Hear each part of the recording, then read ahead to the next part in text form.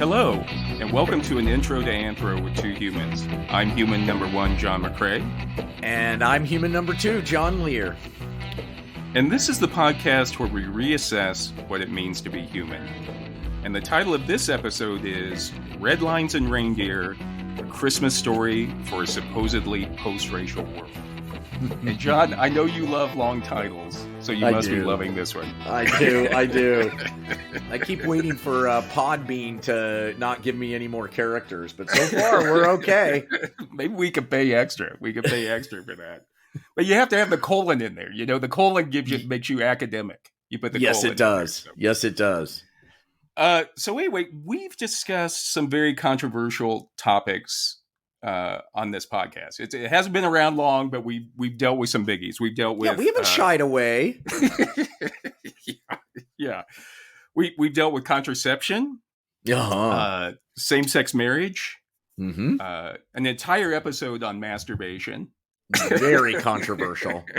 Who's on the other side of masturbation? I want to talk to them. I don't know. Anti-masturbation. I know. Who's the liar? That's what I say. That's exactly right. That's exactly right. And we talked about Bigfoot. And none of those topics drove this podcast into the ground. So I think we've dealt with them, respectfully and intellectually. And agreed. And the numbers prove it. We continue to grow. We're on our way to 3,000 downloads. Wow. Yup. Wow. Thank you, by everybody. the time of this podcast, it will have hit 3,000, which, isn't a lot compared to the big guys. But yeah, I always say, you got to have 3,000 before you have 3,001. You know what I mean? Amen to that. Glass half full. He's always a glass half full. But this one might kill us. This episode might kill us. Because in this episode, we're going to talk about race. And this is probably the most culturally sensitive topic that we've dealt with so far. Yeah. So, and, but it's a big one. And I think that everybody in this country still needs to talk about race. I know there are certain places in the country where they're passing laws where you can't talk about race because it makes certain people uncomfortable. So, yeah.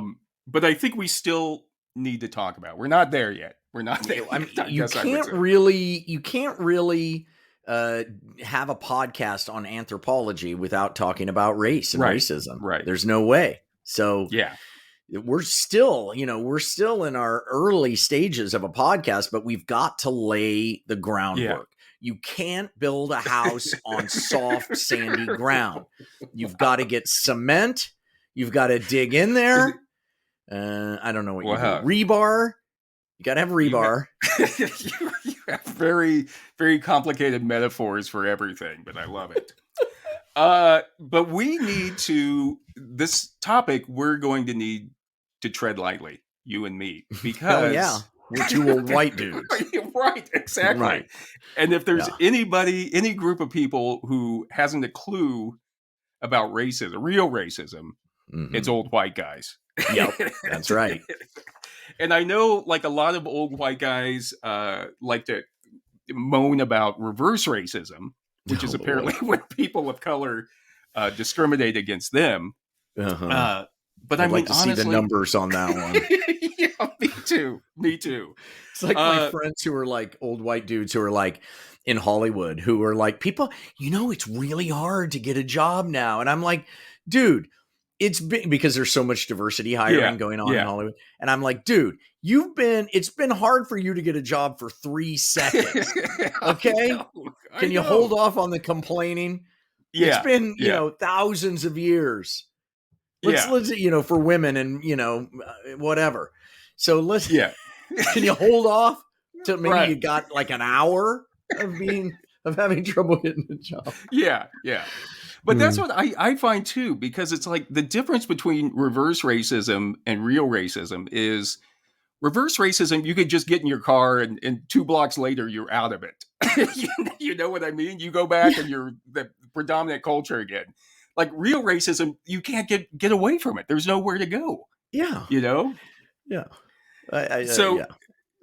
As you know, so in my production company, we have 3 partners, and my 2 other partners are Latinx. They're one gay Latino, one straight female Latina, and me. yeah, And they always joke around that I am the diversity hire of Triple Threat that's Media. great.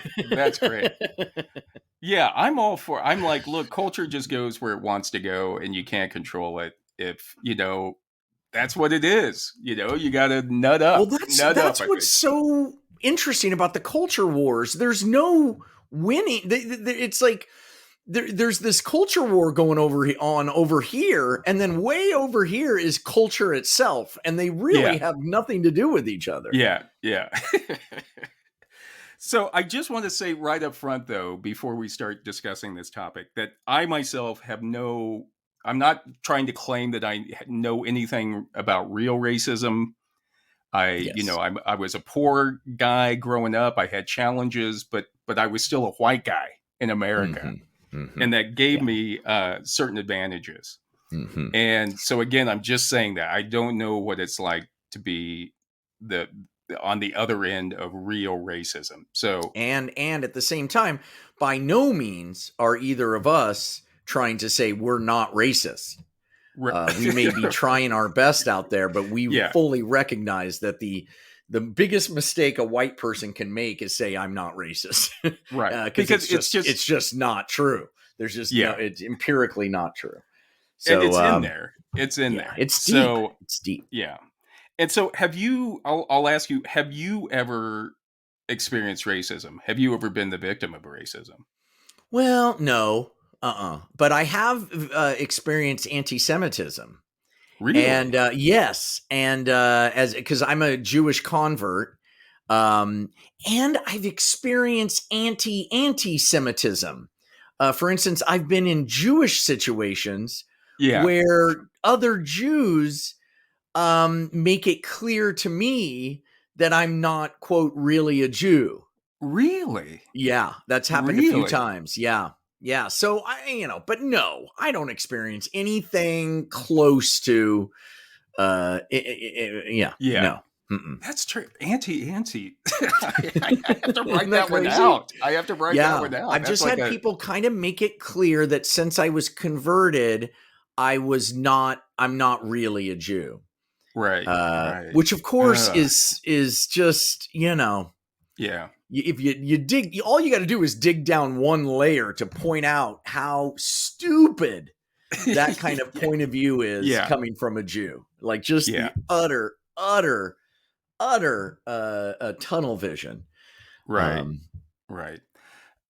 I think the only time I've ever had anything close to real racism was when I was working for the Italian government. Mm. And when I worked for the Italian government in Chicago, there were like 2 or 3 Americans that were always in Chicago running the office. And then they would send over Italians from Italy, would come over on like a tour of duty, so to speak.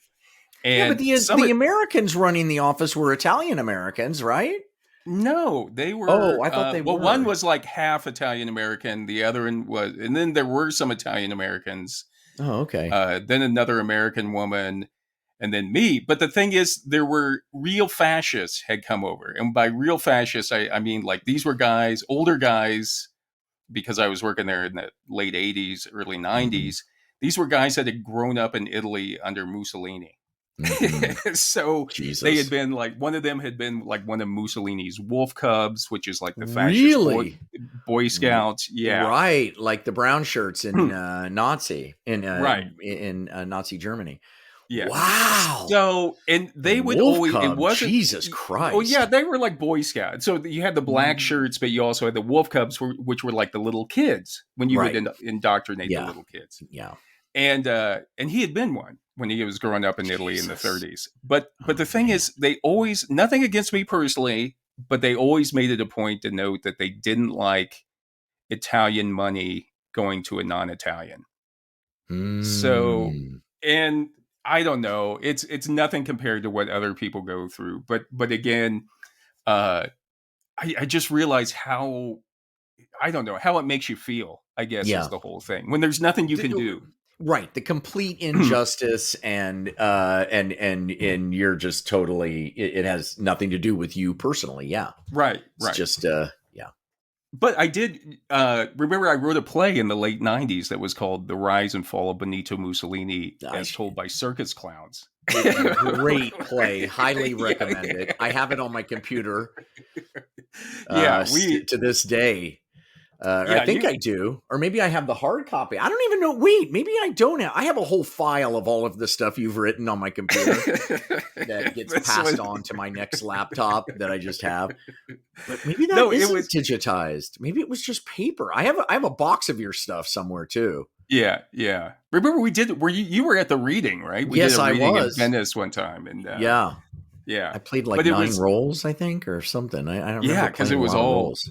Clowns. Clowns would play all the different roles, but it just kind of shows you, anybody that thinks that fascism's good has never really experienced real fascism. And it just kind of shows you how it starts out funny. You can't believe it. You can't believe it that people are actually saying that, doing that. Yeah. And then after so many years, you're just like, just stop. This is exhausting. And people are getting killed because of this. Yeah. And ironically, I had written it as a cautionary tale, but it may be too late. It didn't caution anybody. I know. Way to go! You failed us on that. Yeah, playwright, art, and theater didn't help us out through that. Right. So anyway, let's move on. In her book, The Myths That Made America: An Introduction to American Studies, Heike Paul, who's a professor in Germany, and I always find that sometimes you have to go to another country and look at their professors and their universities and how they're looking at America to get a good view of what actually is going on. Hell yeah. They all think we're idiots for paying how much we pay for university, you know? Yeah. That's the thing I get, because my daughter just got into Bard. And my friends who are from Europe are just like, Jesus, you know how much I paid for school? Yeah. $200 a year or something like that. Yeah. That was when I was in France, that was the thing. They all went on strike about the tuition increase, and I was out there marching with them. And then after about like 4 months, somebody told me, and I did the calculation, it was going up from like $25 a semester to $30 a semester. Yeah, we're just getting scammed over here. Yeah. Medical insurance and school. There's some major scams going down. Yeah. I'm happy for it. That's a good school, though. Oh, it's very exciting. Yeah. Did you buy the T-shirt already? Not yet. I can't afford it. What's their mascot? Do they have a mascot? Yeah, they do. They're the Raptors. Ooh, nice. I'm just gonna get one of my white Hanes shirts and draw my own Bard T-shirt with a raptor on it. She'll love that. Go to the football games with it. Do they have a football team? No. Oh, okay. No. So anyway, Heike Paul, in the book, The Myths That Made America, she looks at some of the myths that Americans hold about themselves. And for example, she looks at Christopher Columbus and the myth of discovery, the myth of the melting pot, and the myth of the American West. And I think we'll have to come back to this book because this book is really good. And it fits into what we're doing. I'm surprised she doesn't have the myth of freedom, you know, that a country that puts freedom as our top descriptor was actually built on slavery. Like, you know, that's sort of the you know, the inner sanctum of the darkness of America, you know? Yeah. We are a country of freedom, and we had slaves for 200 years. Yeah. So it's like, I'll have to look into. Yeah, that's the irony of it, and you can't get around that. Yeah, that's our core thing, I think. With our country, and there was a lot of wordplay and a lot of finagling that went into the early days of this country to kind of justify that and try to say why that was why that all men are free except for some of them, and the women are not as well. Well, she does talk about the myth of expressive individualism and the myth of the self-made man. Yes. And this is the myth that if you work hard in America, you can become whatever you want. and be whoever you want to be. Right. And this, she says, this grew out of the Calvinist work ethic that, you know, came with all the colonists and all the settlers. God, that came those over Calvinists, they really screwed us up. Yeah, I mean, they really did a number on us. Those Jeremiads. Yeah, the Calvinists. It's brutal. It's brutal. It is. Yeah. Not very fun Christmas parties. No, nothing. No joy at all. So anyway, while this is true in theory that, you know, anybody here in America can work hard and become whoever they want, we all know through looking at history that there are a lot of people in America can't become whatever they want, no matter how hard they work. So, and in fact, for a large part of American history, women and people of color were legally prohibited from becoming whatever they wanted. And, you know, really, like you've already mentioned, this idea of working hard and becoming whatever you wanted really only applied to white men for most of our history. Yeah. And white men who owned property. Right. Like white, you know, of a certain financial level. Right. And so they say that the term the self-made man were not part of even though we were white men. Our people were not. Know. I don't know. The Irish, I trace my family roots back. It ain't pretty. Yeah. Mine is always stories about like they sold the property or traded it for a wagon, and then the next people hit oil on it. So, you know, I have that myth in my family. Yeah. Yeah. It always just gets worse and worse, like less and less and less as you go down. So, but the term the self-made man is actually credited to Henry Clay, who was a senator from Kentucky in the early 1800s. And Clay wrote, quote, "In Kentucky, almost every manufactory known to me is in the hands of enterprising self-made men who have whatever wealth they possess by patient and diligent labor," unquote. Mm-hmm. And so if you think about who was in charge of Kentucky in the 1830s, it was white men. You know what I mean? Yep. So the myth was already building up of like, oh, well, they just really worked hard. But it's like, well, like half the population, probably more than half the population, couldn't even compete with them. You know what I mean? Weren't even allowed on the playing field. Yeah. And so I find from my experience, this myth of the self-made man is still with us today. And you'll find that like white men, nothing gets old white man madder than if you say that he had certain advantages to get where he was at. You know what I mean? Yeah, it's so true. Yeah, and I pulled myself up by my own bootstraps. Well, yeah, but you had bootstraps. Yeah, and you were white. People, that's what I'm saying. The bootstraps were that you were white. Yeah, and you even see like billionaires are that way too. They get really mad if people say like, well, it would have been a little bit harder if you were a woman or a person of color. Oh no, they really flip out about it.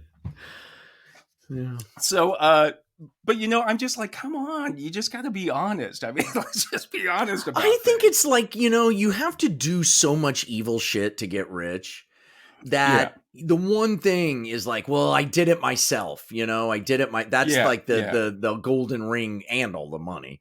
But to justify all the evil shit you did, because you really have to screw people. I mean, you know, that's just the way it is to get to a certain level. You know, people have to suffer in order for you to make more money. And you know, that's just the way it is. And so I think that gives them some moral standing. Well, I did it all. I earned my money by myself. No, and then if you point that out, then because then they realize, well, you know, I'm just kind of a dark dude who just really wanted money. Yeah. I always hate when they like billionaires too. They're always like, wow, the social media is always coming out and hating us. Like, and it's like, look, you're already getting all of our money. Do we have to actually love you for it too? You know? Yeah. Give us a break. That's what I'm saying. You know, Bezos and all the guys who are putting all the stuff on the, you know, the rockets. I think they should take all of our trash to the sun. Let's make him our trash man. That's what you get. When you get so rich, you can build a rocket. You have to haul our shit into the sun. Yeah. And like any trash man, there should be like a phone call that people can just call to the city and complain about it. Yeah. Let me talk to Bezos. I want an Amazon truck coming by to pick up my old couch. Yeah. Where is he? Put me through. Don't try to stonewall me. So in her book, Race and Racisms, A Critical Approach, the sociologist Tanya Golash discusses white privilege, which she defines as the advantages inherent in being categorized as white. And what she says is that privilege is often hard to notice. If you are white, it can be difficult to notice that you are not being followed around the store, that people are smiling at you on the street instead of clutching their purses, that no one asks you to speak English, that you are not asked for identification when paying with a credit card. This is I'm sorry to interrupt, but this is what I try to explain to my white relatives or friends who say, I don't see any privilege. I don't have any. Well, that's what it is. It's stuff you can't see. Right. And it's like a dot on a piece of paper being able to see up. If you could see it, if it were in your face and you could see it every day and it was empirical, then yes, you would have an easier time walking away from it. But that's the nature of it. It's unknown to you. It's a blind spot. Right. And it's just built. I'm not blaming anybody for that. I'm just saying it's there. All right. Right. It's there. I don't get it. She actually continues, which exactly what you were saying. Instead, you are likely to think that if you're white, you're likely to think that these things are normal, that this is simply how things are. Right. And then she notes that few whites notice that they are treated better than non-whites, and most are unlikely to attribute that better treatment to privilege. Privilege is largely invisible to those who have it, which is exactly what you were just saying. It's hard to see. It's really hard to see when the world is just open. Like really good-looking people, they don't realize all the stuff they get because they're so hot. You'll be talking to them, and I was talking to this gorgeous actress. I shot something on Tuesday. This woman is just gorgeous, great, super talented. And we were talking about getting pulled over, and she's like, "Yeah, I never get a ticket. They always let me off." And I'm like, They always ask me. She's like, "I've just been lucky," and I'm like, "No, you're not lucky." Yeah. You're not I don't know what people are complaining about. Yeah. What people are worried about getting pulled over. Yeah. I get asked to get out of the car. Yeah. And if you're black, you're handcuffed immediately. Yeah, exactly. That's the best of it. I don't blame her, though. She can't see it. It's her experience, Right. It's hard. It's a subjective experience. An objective, it's hard to be subjective about it. You can't be. And I don't know, it takes a lot out of people to step outside themselves and see the bigger world, I think. Yeah. Like everybody just wants it. You have to, here's the big thing. You have to come to a place where you trust that other people, their point of view is right. Yeah. And that's, I don't understand. Like if a bunch of people of a certain race, color, or sex or whatever are telling you something, why would you disagree with that? Yeah. I don't understand. And I had somebody one time, someone who said to me, well, there's a black guy at work and he thinks that the Black Lives Matter movement's stupid. And I was like, did you even think about what you just said? I go, you said there's one black guy at work and all the white guys are asking what he thinks. What do you think he's going to say? Are you guys, blind or stupid or what? I picked a booger and it was dry. And so I'm shocked when one comes out that's not. Yeah. I don't know. I don't think you can blame people. It's just the way it is, but we're all trying to get better, I guess is what I'm. Yeah. Maybe it's our self-loathing. We know we're such idiots, you and me.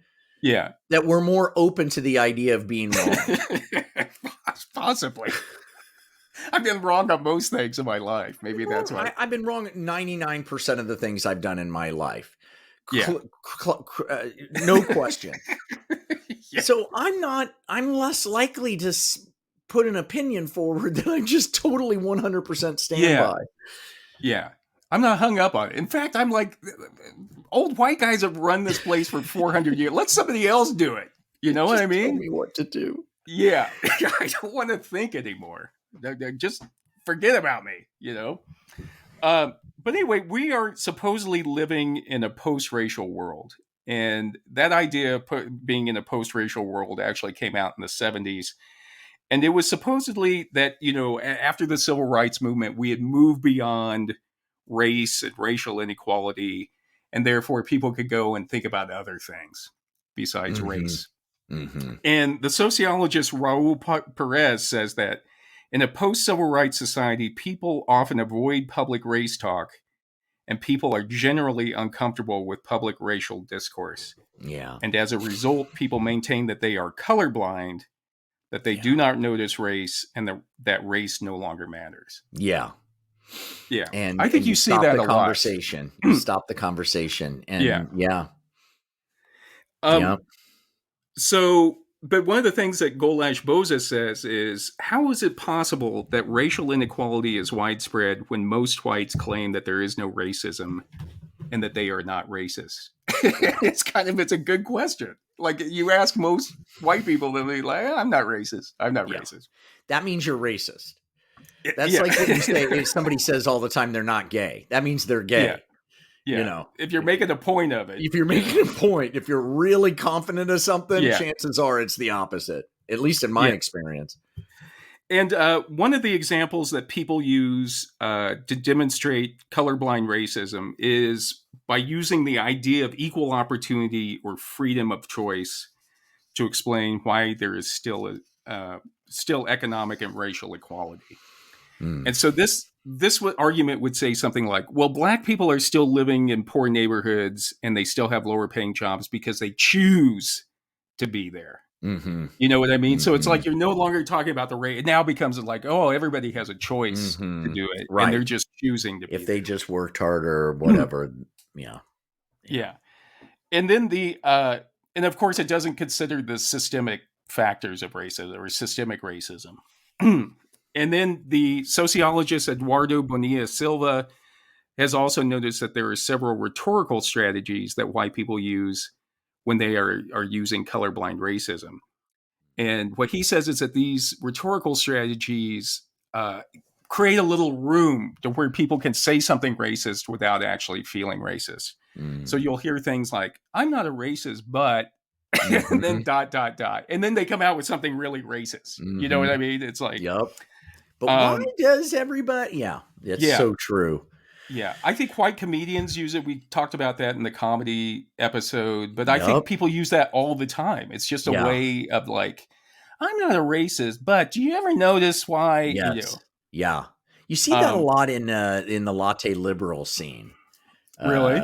I had a friend of my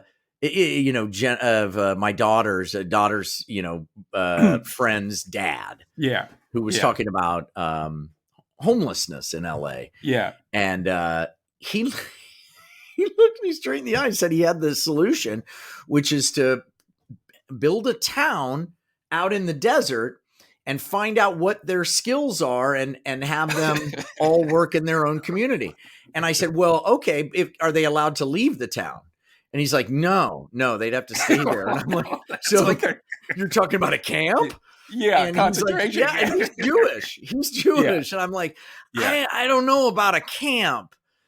Yeah. I mean, it's just, you don't think, it's just kind of like think a little bit or something. And not to mention, it's like they are in their community right now. But, right. We were up in Santa Fe one time, and somehow we used to get invited to this person's house, and she had a lot of money, and her female roommate had a lot of money, and we were at dinner there one time, and somebody at the dinner who also extremely wealthy was telling us about what they loved about Santa Fe was the income diversity.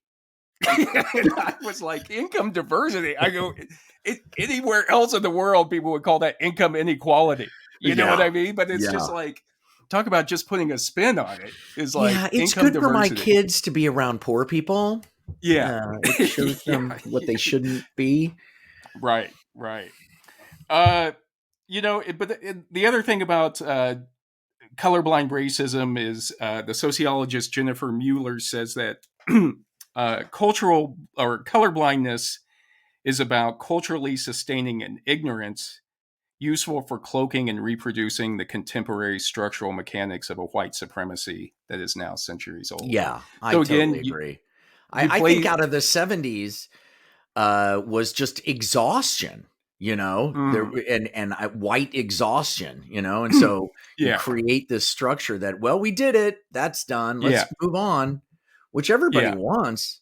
I mean, same with the homeless thing. It's like, there have always been homeless people. Ever since there's been civilization, there's been homeless people. So they're talking about getting rid of the homeless situation is almost at the get-go misunderstanding it, you know? Yeah.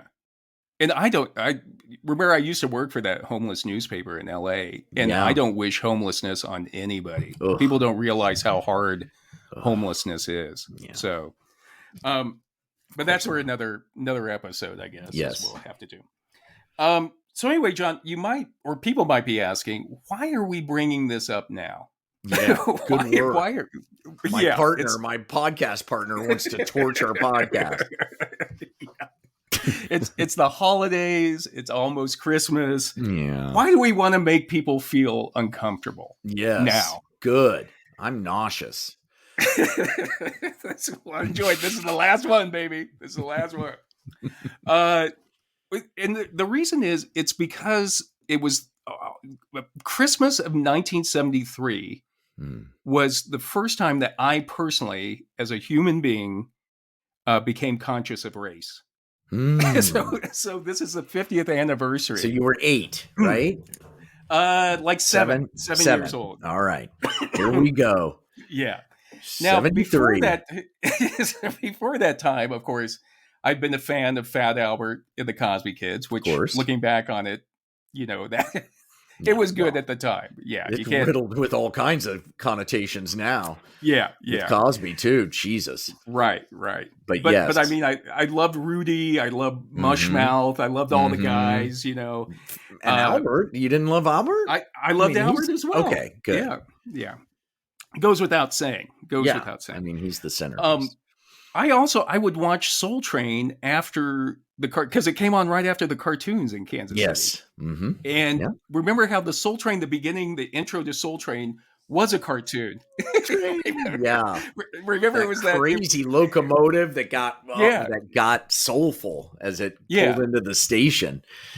That thing was cool. Every week it would give me. I thought it was another cartoon.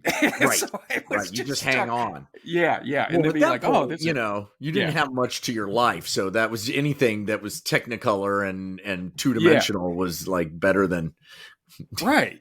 Just to keep watching it. I didn't care. Yeah.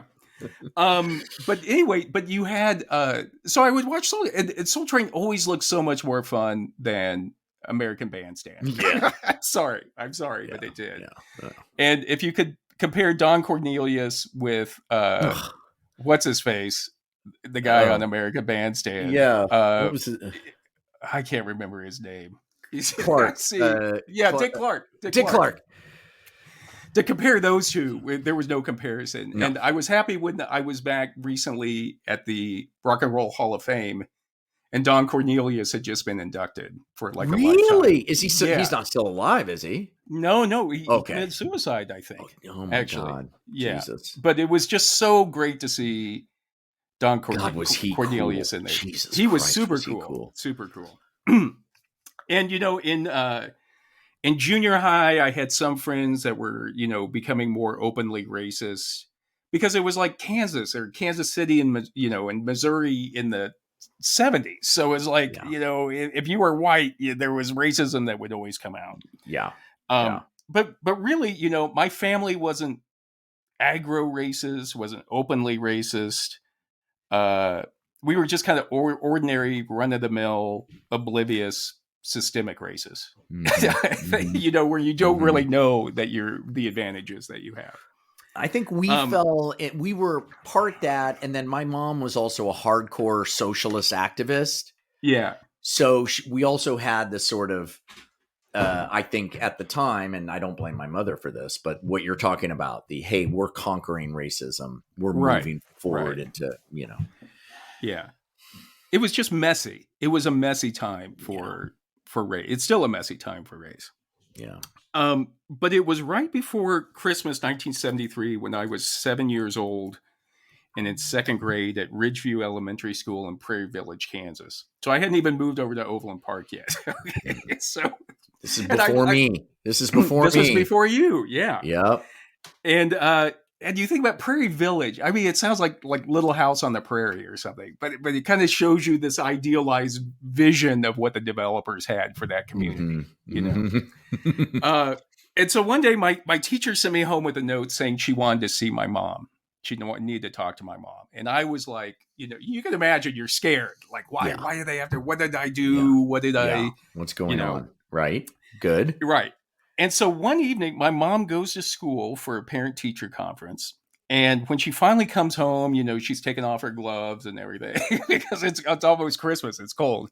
So I'm like trying to play cool, like nothing's the matter. Like I'm not worried about it at all. And so she finally gets everything off and she sits down and she says, well, they want you to be the lead in the school Christmas play. Oh my God. I'm not surprised at all. Yeah. Well, I was like, first of all, I was like, whew, because I thought well, I had done something wrong. Right. And then I was like, well, this could be a good thing, the lead, the best role in the school Christmas play. And I say, well, what is it? What's the play? And she says, Elvin the Little Black Elf. So I was like, now, I was in second grade, but I still realized there was something wrong about this. Yeah. Okay. Oh my God. And I'm going to try to tell this story. I'm just being tactfully, I'm just telling the story about how it was. Spill the tea. Give us the facts. Yeah. So the first thing is, I'm not black, obviously. That was my first question. And my mom said, yeah, but the school says that's the name of the play and they're not changing it. Okay, so you immediately thought that elves had white elves and black elves and possibly and all of the colors in between, all of the shades in between. Well, yeah, because it's like it sticks out when you say Elvin the Black Elf. Yeah, it does. I guess initially for a nanosecond I went to like the Black Knight. Right. Like maybe he just wears a black suit, but he's not a black person. But I guess yeah. It was confusing, but you could see as a 7-year-old, I'm like, I'm not black. What's going on? But apparently, like that was the name of the play, and the music teacher, somebody was like, I'm staying true to the text. I'm not changing anything. Burning crosses on the weekend. Jesus. And then the next thing that came up to me is like, why couldn't they get a black kid to play the role? If it calls for a black character, why not have a black kid play it? And my mom said, well, there's no black kids at your school. And that's true. There was no black kids at Ridgeview Elementary School in 1973 at all. And so in a sense, it was like I was saving the Christmas play. Right. You know what I mean? Because somebody had to play the role of Elvin the Black Elf. And my mom, my mom would always push me into things. I'm not blaming my mom for this, but it was like I was 7. But she was always trying to get me to do things that she thought would open doors for me later. Yeah. And so do you remember, did you ever do Cotillion? Do you remember Cotillion? Oh, God. Oh. Yeah, she was. Well, we weren't as poor as you guys, but we also by no means had money. We had money for a nanosecond. Then my dad blew it all. But we'll tell that story later. Yeah, I mean, we had more money than you guys did, but we were still, Yeah. But yeah, Cotillion was a way to get the poor kids to intermingle with the rich kids. Yeah, I think that's the way our parents saw it. So that we could have the same opportunities. Yeah, so the poor kids would, or it was cotillion was a thing where junior high kids would go to dances, and Oh, they it would was rent out like a horrid. ballroom at the hotel or something. You'd And the get a idea dance was that, card. You'd get a oh, dance card with like 12 slots, and each slot was a dance, and they had yeah, filled in 3 of them for you. The first and yeah, the last was your date, and they decided yeah, that, I think. And then they yeah, threw in yeah, a random one in the middle. And then before the dance, you had to walk around and ask girls if they would be in dance yeah, number 6 with you yeah. or 5. And many of them would just be like, no. And you'd Yeah, be like, oh, okay. And then you'd go and have to ask somebody else, It yeah, was yeah. just horrid. Yeah, it was Horrid. awful. And it always broke down to like all the rich popular kids were always Yes. just dancing with the And, rich popular kids. and all And the substrata underneath this. It was like lining yeah. you up from valuable to the lowest value in terms of all of the, things. And Yeah. you'd find it. You knew exactly where you fit in the pecking Right. order. Which girls Right. would say yes because they were desperate, Yeah. And I just remember it always ended up with me and all my nerdy friends just hiding out in the bathroom. Yeah. Go into the bathroom, the boys' bathroom, the men's bathroom, and just be full of guys in there who like didn't have empty like. You'd get caught. You'd get caught because there would be a girl looking for a date and they'd look at her card and then they'd come find you. You have to have a lookout. You got to put some guy out in the hallway that'd be like, okay, everybody, wash your hands. Act like you're washing your hands and get back out there. God, it was horrible. But anyway, but my mom was kind of excited about that I had the lead in the school play. Yeah. And so anyway, they put me in some lederhosen that my aunt and uncle had brought back from Germany. They put me in, they put some charcoal on my face, which, is awful. Put it like a Santa hat on top of me. And I played Elvin, the Little Black Elf in 1973 at the Christmas play at Ridgeview. And I think the audience was kind of confused, honestly, when I came out, I think, because I looked more with the charcoal. I looked more just kind of like Elvin, the dirty elf. You know what I mean? Just like I had been like. Oh, because it wasn't like they covered your entire face in blackface. Right. They just kind of. Yeah. Certain swaths of black. Right. Jesus. It was, it wasn't, fortunately, it wasn't blackface, and I didn't have to do an accent or anything. Jesus. I mean, in that sense, the production was very classy, I guess I would say. And video cameras weren't available. Right. Thank Jesus God. Christ. But I'm not sure if you're familiar with the work of Elvin, the Little Black Elf. No, or not. I've never heard of it. We got to find out this music teacher who submitted it and really wanted it played in the original. Who is that guy and what was going on and how did it get approved and what the fuck? Yeah. It was strange at the time, but in October 1971, there was a local Kansas City songwriter named Carl Bolte Jr. And Carl Bolte Jr. wrote a song called Elvin, the Little Black Elf. Okay. That was recorded by a local Kansas City music group called the Classmen. Oh, so boy. Oh, Jesus. Oh. Let's run background checks on all of the members of the Classmen. Well, they put it out locally on a 45. And you can still see it. You can go online and find it. But it's like, God. It is cheesy. It is a cheesy song. And Elvin has like that kind of high pitched like chipmunk voice. You know what I mean? What's the story of the song? What happens to him? Well, the idea is that all of Santa's elves had grown too fat to go with Santa on his sleigh ride. And so only Elvin, the little black elf, has stayed thin enough to help Santa. So the only reason he got to be of help is because all the white ones were they got too fat. Couldn't do it. Yeah. Oh, so anyway, Elvin, the little black elf, volunteers to help Santa, and he ends up saving Christmas. So it's basically the Rudolph the Red-Nosed Reindeer, only instead of a reindeer, it's a black elf. Because Rudolph the Red-Nosed Reindeer was trademarked. That was not probably. Public domain. Yeah. God. But apparently, somebody at the school saw it, heard that song being played on the radio or wherever. I don't know where you'd hear it. and loved it so much that they adapted it into a play. Oh my God. And I ended up playing Elvin the Black Elf. Oh the little my black God. elf. And when I was researching this online, because I was like, I wonder if anybody, if that's written about anywhere. And I went online and I did find in 1984, which was like 11 years after I played the role, Bolte released an album of Elvin the Little Black Elf. No way. And that was the title of the album? That was the title of the album. How many years later? 11? 11 years later, yeah. That's the only part of this that I can relate to. You know, you re-release your tired old shit trying to make a buck. Yeah. So I don't know. Maybe, I was workshopping. I like to think maybe I was workshopping the piece at that time, or maybe he was workshopping it.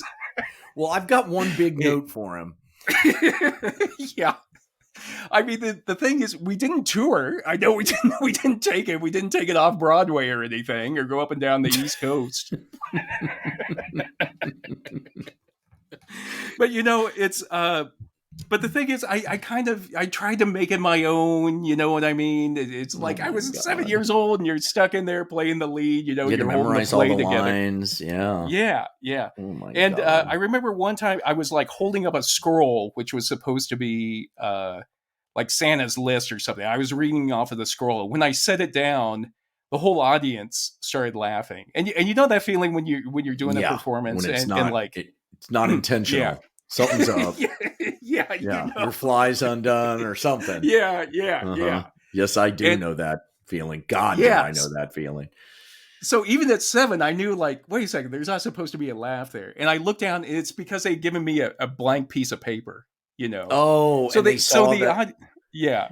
They could tell it was blank. Yeah. They were laughing at the fact that you had broken the fourth wall. You had inadvertently like shattered the fiction. Right. And I remember even at 7, I was like thinking to myself, really, guys? that's what you're gonna laugh at, Didn't you, speaking of flies being done, didn't you and Roger one time, like your fly was done during a performance? Or Yes.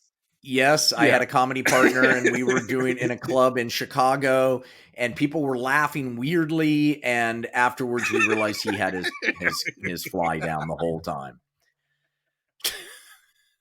Yeah, if you hear them laughing, of course, now I'd take my fly down in a second. If it got me a gig, oh yeah, sure. You want to laugh at me? Yeah, bring it.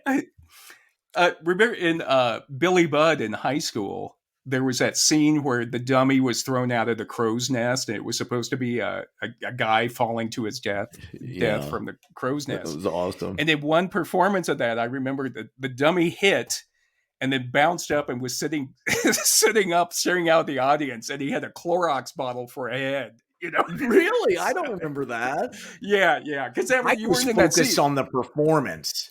Okay, I was in character, not just looking around at Clorox heads. Well, I had to go out there. My character had to go out there and like, lay down, man. Yes. Look at yourself. And you had to stand at attention. You were the Marine, right? The guard. Yeah. And I was the horrid. I can't remember. I was bad guy.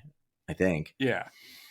That was good. But anyway, John, this just shows you. So I played the role, but for years after that, people would always, like family members or people at school would always be like, "Hey, you're gonna play Elvin the Black Elf this year, John?"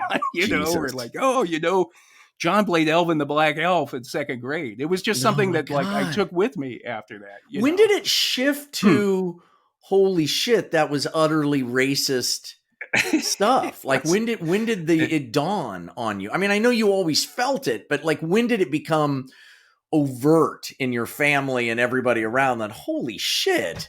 I think it was a few years after that. Yeah. Like by the time I got it over to Overland Park, it was definitely like there was something going on with that. Yeah. My God. Makes me want to delve into that guy. I want to find out that guy who got it and how he got it through.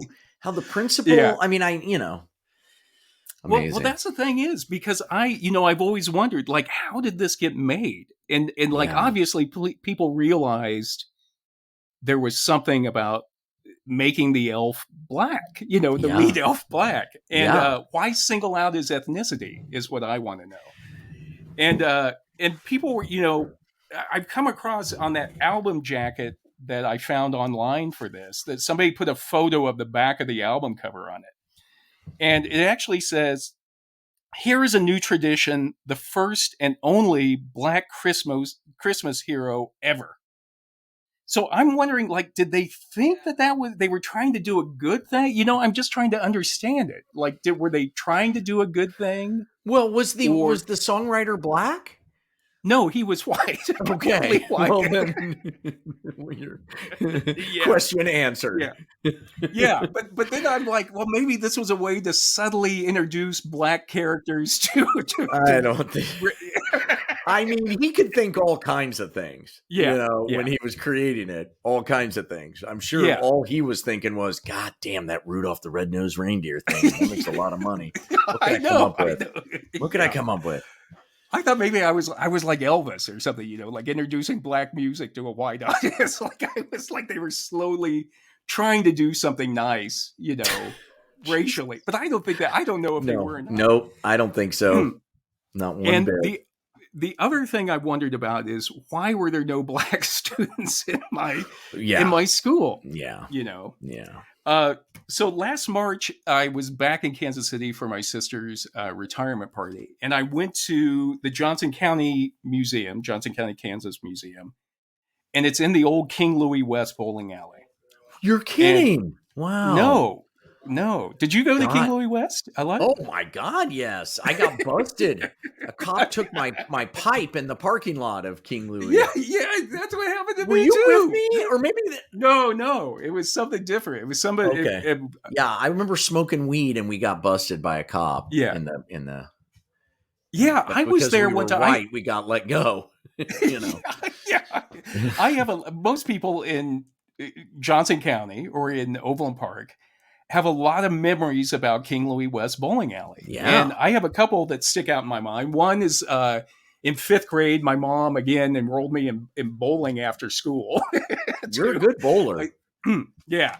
Well, that was my mother's doing. She thought that would open some doors for me. Bowling with rich people, I guess. But anyway, one time we had this hippy dippy, the bus would come after school and pick us up and take us. Yeah, and we had this hippy dippy. I had to, we really? Probably walked right by each other. We're probably bowling in adjacent lanes. But this hippy dippy guy was really happy. And he was like, we got over to King Louis West. He's like, "Hey, fellas, stay seated. I'm going to take you right up to the door, first class." And so he goes driving up there and he wedges the bus under the awning. Outside the bowling alley. Yeah. Because he was stoned? I think he was stoned. He was really a nice guy. But we pull it, and everybody else would always let us off out in the parking lot. This guy let us off. He was going to drive us right up to the front door. Because it was snowing, maybe. And he wanted and there was a wooden awning. Was he gone the next day? He was gone. Once it got wedged under there, he couldn't get it out. It's like, and so we went into bowled, and when we came back out, the bus was still there. He was gone. Yeah, and there was another bus. You never saw him again.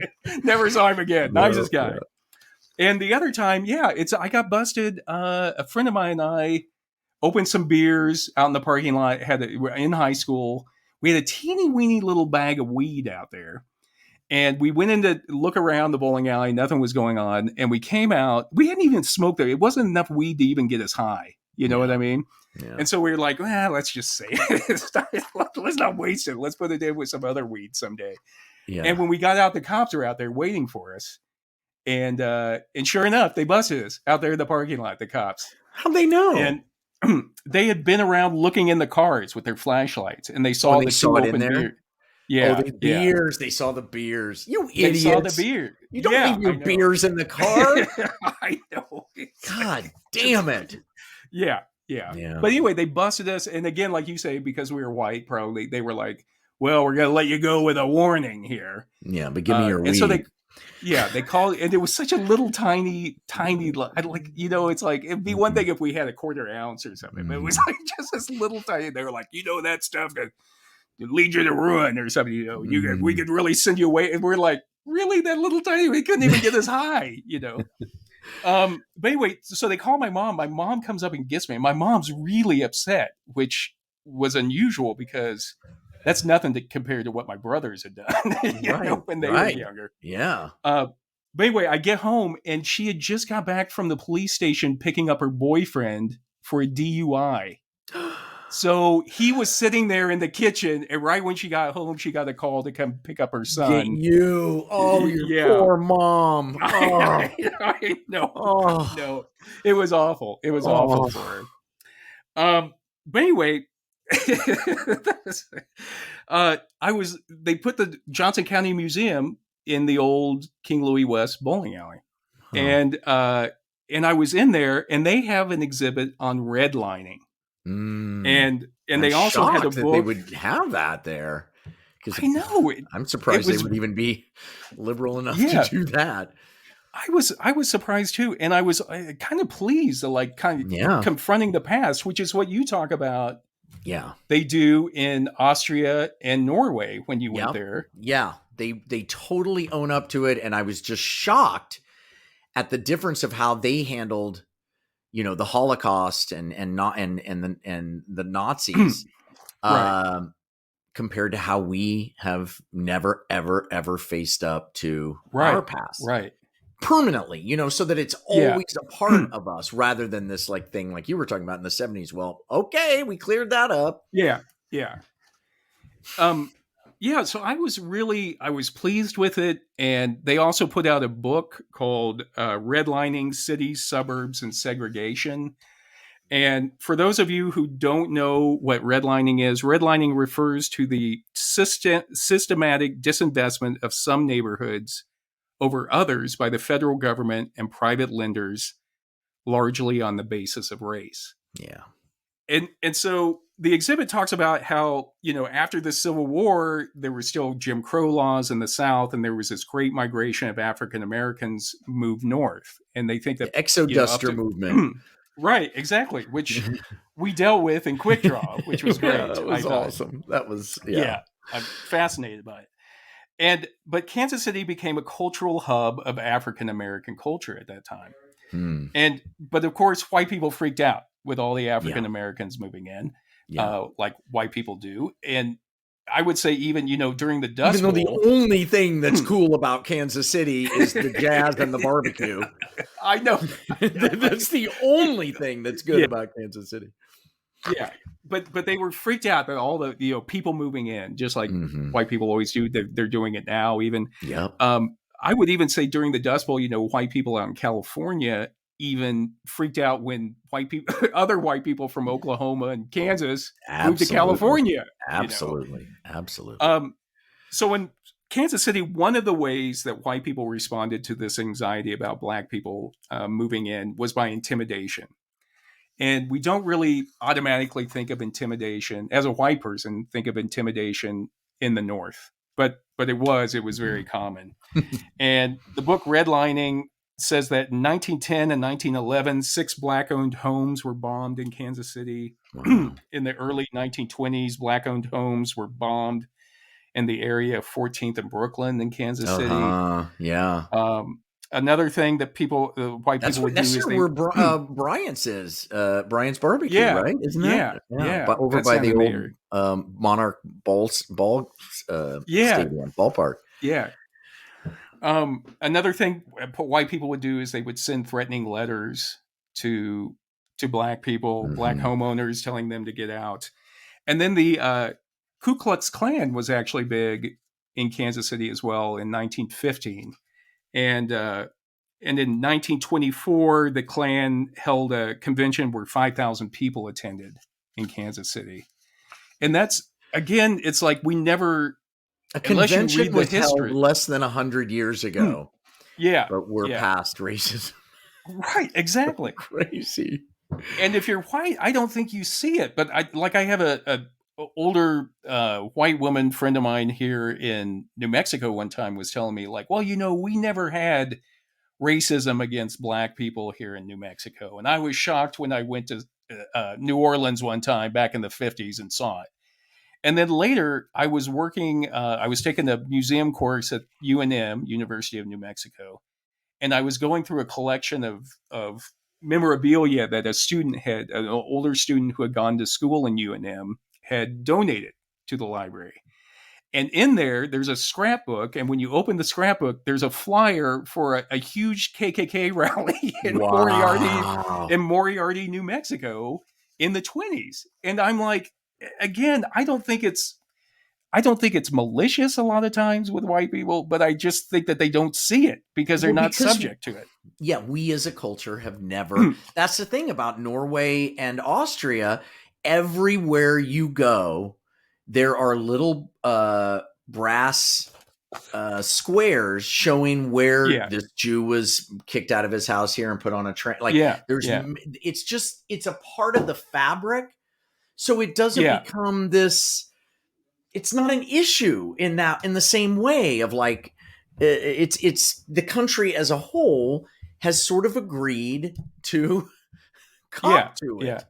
And God, does that make a difference? Because the new generation who had nothing to do with it have this freedom that that we just, I don't know. I just don't know. Yeah. To me, it's the biggest issue in our country, hands down. And it just, until we somehow own it, we're just destined to like go through these cycles of. Yeah. Well, we've been in therapy as well. And one of the things about therapy is admitting who you are. It's almost like the culture needs therapy to just admit it and then be able to move beyond it, but it's uncomfortable to admit it. You don't want it. But I think just to, and I know this isn't what you meant, but not move beyond it. Just have it be a part of who we are. Right. So, because then it can be a part of who we are instead of this this wound that's never, we're never really dealing with it at all. Yeah. Yeah. That's a cool point. That's a good point. But anyway, the other way that white real estate developers kept black people out of their neighborhoods in the early and mid 1900s was by deed restrictions and covenants. And developers would write certain rules into their property deeds to keep people of different nationalities and ethnic backgrounds out of certain neighborhoods. And when the National Association of Real Estate Boards was formed in 1908, Article 34 of their bylaws actually said, quote, "A realtor should never be instrumental in introducing into a neighborhood a character of property or occupancy, members of any race or nationality, or any individuals whose presence would clearly be detrimental to property values in that neighborhood." Unquote.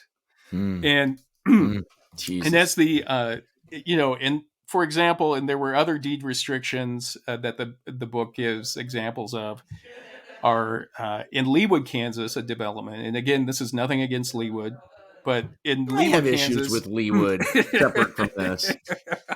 I cleaned a lot of chimneys in Leawood. I know Leawood very well. I don't like Leawood. I'm not a fan. They're too uptight. It's very wide. You can't have garage sales. They have weird rules. Yeah. Can't have garage sales. They don't have curbs for some reason. That's right. And their cops are hardcore. You go 26 and a 25 and they'll pull you over. At least 35 years ago they did, or whatever. my brother and I were in a Chevy Suburban, and we went to clean this chimney in Leawood, and we hit the cul-de-sac that it was on, and the house was down at the bottom of the cul-de-sac, and it was right before Christmas one year, and it was completely iced over. And we just started sliding. We were going towards the house. Nothing you can do. Yeah. And all my brother could do was try to wedge us up on the this retaining wall next to the guy's driveway. And so we just arrived with like,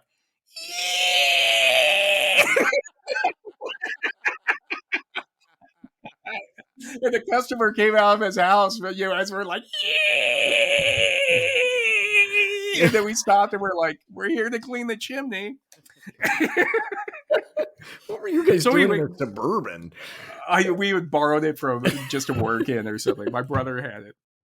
But anyway, one of the covenants, deed restrictions that they had in Leawood actually said, quote, none of said land or portions thereof shall ever be sold, conveyed, transferred, devised, leased or rented to or used, owned or occupied by any person of Negro blood or by any person who is more than 1/4 of the Semitic race, blood, origin, or extraction, including without limitation in said designation, Armenians, Jews, Hebrews, Turks, Persians, Syrians, Arabians, excluding, however, from the application of this paragraph, partial occupancy for bona fide domestic servants employed thereon. Wow. So you hear that now. I mean, this was out in the 1900s, like you say, less than 100 years ago. Yeah. And you hear it now and you're like, that's crazy. How could that be legal to put that into a deed restriction? Yeah. You know what I mean? And how does that affect generations, Yeah. And it's also, we talk about like blood purity and stuff in Nazi Germany and blood quantum, but here it is, it's the same thing there. They're saying like, if you were a quarter Jewish, you couldn't live in that development in Leawood at the time. Which, by the way, no such thing. If your mom's Jewish, you're Jewish. That's just the way it is. Quarter Jewish. But I know what that is. So then during the Great Depression, the government created the Homeowners Loan Corporation, whose job was to slow down foreclosures. And as part of that process, the Homeowners Loan Corporation standardized appraisal systems and maps to determine what neighborhoods were good investments. And they did this for 239 cities across America. And their residential security maps basically used a color-coded map system that became associated with race.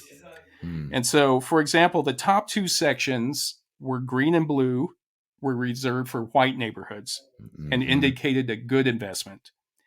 The third section, a yellow neighborhood, represented neighborhoods that were in decline and usually included Italian, Jewish, and other ethnic populations. And then the bottom section was red, and that was used for properties in decline and disrepair in predominantly African-American neighborhoods. And it was this color coding system that gave us the term redlining, because it came off of those maps. And so you ask, why were these neighborhoods predominantly African-American and in decline? Well, it's because African-Americans couldn't buy in any other neighborhoods because of those deed restrictions. And they were in disrepair because all of these banks use these color-coded systems to determine whether or not to invest money in the neighborhood. So the book Redline says the maps were a form of self-fulfilling prophecy. If a neighborhood was ineligible for attractive home mortgage loans from government programs, private lending institutions were unlikely to lend to the area either. Which then just rolls out into like grocery stores and all kinds of the things that you need in neighborhoods, because they were walls. They were just walls. They were invisible walls. Exactly. It was, and the other thing, for a community to come up, to improve, you need the prior generations to be able to save some money and make improvements, and then you build on those in the next generations. And, a good example is like a good determinant of whether or not someone is going to go to college or graduate from college is if, their parents went to college. And if their parents graduate from college. So again, if you make it to where certain neighborhoods don't improve, then chances are they're never going to improve. You know what I mean? So anyway, I realized all this 50 years later, sitting at the Johnson County or standing at the Johnson County Museum. In the same basic neighborhood where you would play the little black elf. Elven. And it was because of those deed restrictions and redlining that there were no black kids in my school in 1973. And that's why I got the lead in Elvin the Black Elf, like school Christmas play. Like if it had been like no deed restrictions and everything had been level and people had been able to live wherever they wanted and be whoever they wanted, Yeah. I probably would have just been one of the fat elves back in the in the chorus. You know what I mean? Right. So, anyway. Yeah. So, I mean, and that's where the freedom term is just, you know, you just got to own up to it. That's all. I think it makes us a better country. Yeah. But it's hard. It's hard to, and it's uncomfortable to think about it. But again, it's like, I mean, that's part of growth, as you acknowledge where you came from, and then you say, okay, I'm going to be a better person after that, or try to be a better person. Yeah. So, yeah. Anyway, John, I would say, you know, this time if you're at a holiday party and someone starts to say something like, I'm not a racist, but ... then try to butt in there and jump in there and try to tell them the story of Elvin, the little black elf, or try to stop them from saying something completely racist and offensive. So, anyway. Yeah, let's just admit we don't know everything. Yeah. I just feel like that's the big start. It's okay. Yeah. It's okay to be wrong. That's what, all the time. Look at my life. It's gone, you know, I'm still around. I'm doing okay. And I've been wrong all the time. My kids will tell you that. I'm the same way. It's like I'm comfortable with being wrong. So, and you get better. You become a better human being. All right, John. Great job. That was awesome. Happy holidays. Happy holidays, everyone. And some peace out there and goodwill towards men. All of those things. Great. And thank you for joining us, everyone. I hope you've enjoyed this podcast and found it interesting. Yeah. And if you did, please tell a friend. Be sure to check us on Facebook and Instagram. I'm not as familiar with Instagram. I'm trying to get better with it. Well, I'm taking some of your posts and putting them out there. Really? Yeah, but keep playing with it. It's good. You're doing a good job. I've never done social media until about 3 months ago. I know, it's so funny to see you interact with it. It's so great. So I'm slowly, but please be patient with me, everybody. But you're doing fantastic. Well, thanks. Stop buttering me up. All right, this is human number 2 signing off. And this is human number 1. Thank you so much, everybody, for listening. We love you, and Merry Christmas and Happy Holidays to everybody. Thanks. And Happy Hanukkah. Happy Hanukkah. Okay.